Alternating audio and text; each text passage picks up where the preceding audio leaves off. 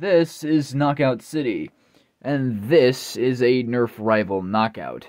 I think you can kind of get what I'm getting at here. That's right, in today's video I will be turning this into a Knockout City themed Nerf blaster. I've got everything I need in that there bag, and we are going to paint this thing. Alright, so we are here. I'm just going to be taking it apart for today after some helpful insight from my dad. I don't think I'm going to paint today. We're going to take this apart right now and just kind of see what we're working with here. To briefly recollect my history with Nerf modding, it's very minimal. I haven't really done it too many times per se. I only had done a few, and unfortunately I only have like 1 or 2 of those remaining.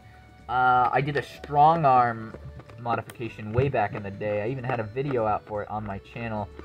Which is unfortunately lost to time. It was not a very... It wasn't very good. I was in middle school and very inexperienced with the whole thing. I have a few other ones that I've painted over that aren't necessarily good compared to some of the other professionals online, but you know, they held up and they look cool. One of my all-time favorites was one I did. It was my very first one. It was a double strike that I had painted, I want to say like a dark gray, like a gunmetal gray. And I had these Lego wing things. I think I got them from a Bionicle of some kind. And I had affixed them in a way to where they looked like little blades jutting out of the front. I never did get... I should have taken more pictures. It looked super cool. I think somewhere further down the line I'd like to restore that to its former glory someday in the future.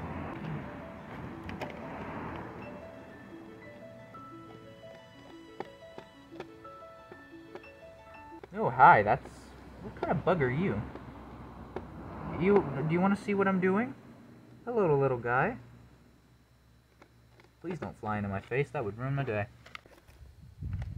Okay, finally got that guy out.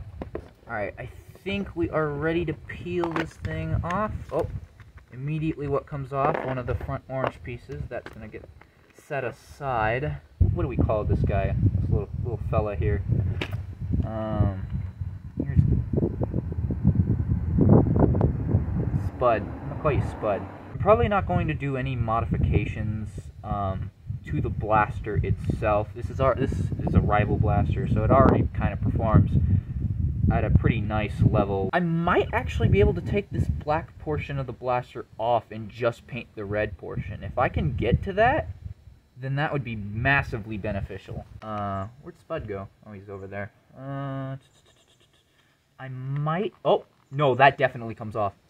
This black portion of the blaster definitely comes off. That's actually massively beneficial. That means I won't have to worry at all about taping or masking it off. I can just paint the red portion and not have to worry about anything else. That is huge. Ah, there it is. The red portion of the blaster comes completely apart. That is extremely just a super duper time save. Yeah, this helps out a lot. I actually will be able to paint today, it looks like. I'll just have to be, well, careful. Let me take all of my internals inside. Let's get this all painted, and we will come back. Oh, where's Spud? Hey, Spud's still there. Hi, Spud.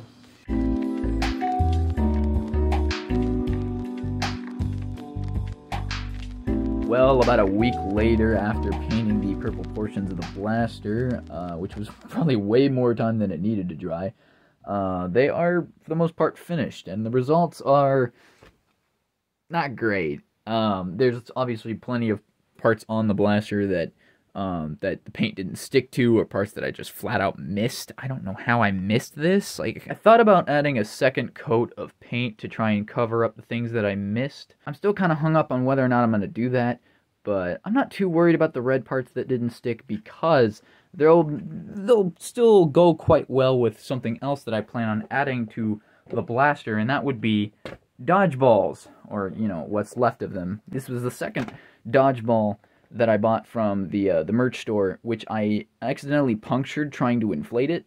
So then I just tore it in two, and now I'm going to use it as scrap.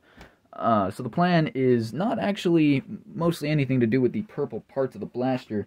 What I'm actually going to do is I'm going to take the dodgeball scraps, and I'm going to cut them into pieces and put them onto the handle of the blaster to give it more padding.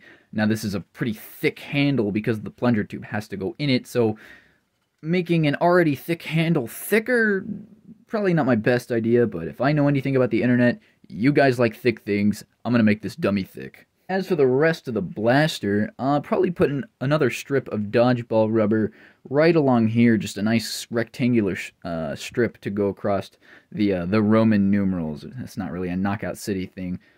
Does Rome exist in Knockout City? As for this little corner here, instead of putting a dodgeball rubber strip like the other part, I'm going to use these Knockout City stickers. I had these made for me. I paid like, I think 10 bucks for them. I got a little pack of 10 through like a sticker site. They came out a lot smaller than I thought they would be, but these are pretty much the perfect size to go onto that area of the blaster. Well, if I actually take the one of the stickers out of the packaging, we can probably get a better idea.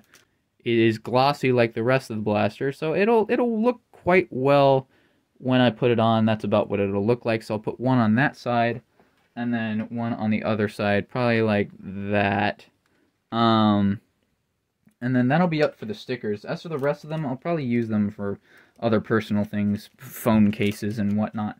Okay, so after a minor amount of elbow sweat, pretty much all of the rubber is done except for the back handle. I still have to do the back handle. But so far, the results are positive. There's definitely certain areas where I'm going to have to put more of the glue in, but so far it seems to be adhering well. I am going to have to like try and get out some of this excess that came out when I put on these little side panels here. I did put a panel along the side, and it wasn't the greatest finish in the world, but when I tried to like scrape out some excess, you'll see it a little bit more on this side. I actually got some of the paint that I just put on to come off, and it seems like the adhesive is also taking some of the paint off. So I'm definitely going to be a little bit wary and a little bit careful of that. But that's not coming off, so it shouldn't be too much of an issue. In the meantime, I think I'm pretty much done with everything else except the painting and touch-up part, which I probably won't get to tonight, although I really want to. But this definitely needs some time to adhere, and I definitely need more time to make some kind of adjustments as well as some artistic decisions. But as you can see, I also did put on those stickers that I had previously mentioned, and there's some weird like white parts of it that are coming off, it looks like. Okay.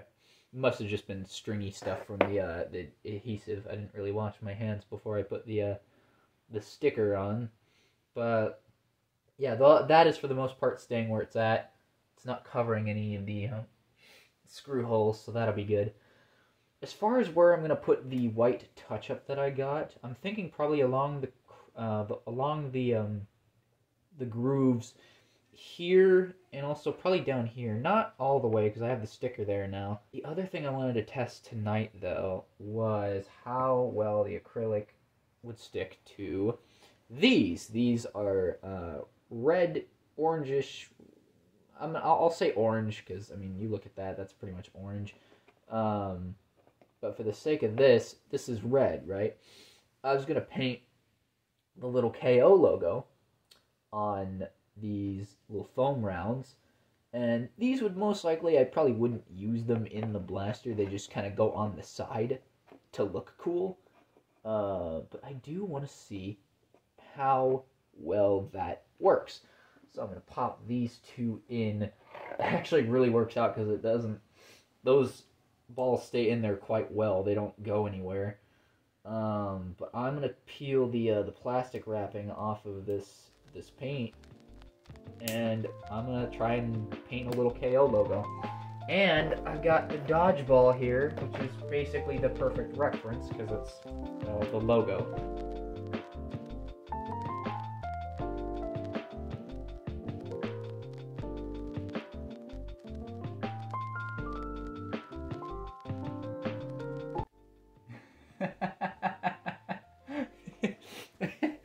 Alright, so there's our first dodgeball, and I mean, that's passable from a distance, right?